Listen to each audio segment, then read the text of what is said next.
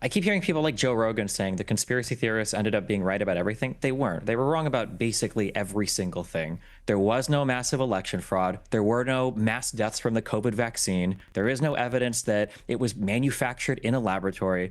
There is no evidence that Jeffrey Epstein was murdered by somebody. The reality is every single thing I said is true, and I will debate you on any platform over that. So please stop. Please stop. You're saying wasn't true. You have no idea what you're you have no idea. Well, hang on. Destiny, hang on. Destiny, hang on. That's just stupid. Hang on, Destiny. Let me finish my point. Excuse me. Let me finish my point. The problem is that you guys spent so much time spreading these conspiracies that when you finally wound up, sir, I don't even know if you know. Do you even believe that viruses and germs are real? I'm not actually sure. Please stop. I do. The problem is that conservatives spent all this time.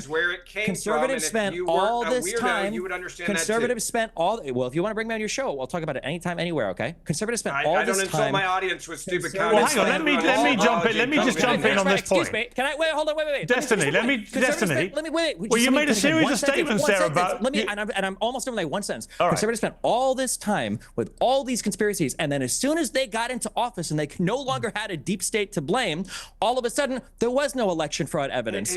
There was no evidence about Hunter Biden being conspiratorial, with Ukraine or Russia. There was no evidence of Epstein being murdered, and that's what's happened. Okay. They are now the deep state. They have every part of the government under control, and they have no evidence for any of their claims. But here's the problem.